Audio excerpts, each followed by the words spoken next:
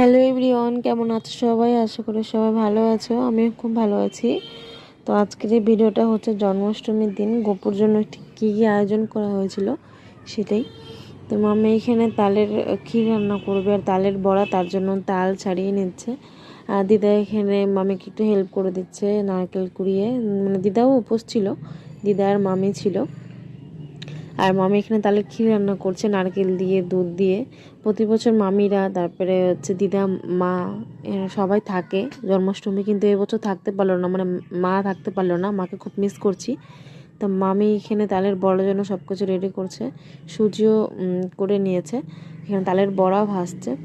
তো আমি এই জন্মাষ্টমীর রিলেটেড অনেক ভিডিও, শর্ট ভিডিও ছেড়েছি, তোমরা চাইলে দেখে আসতে পারো চ্যানেলে গিয়ে।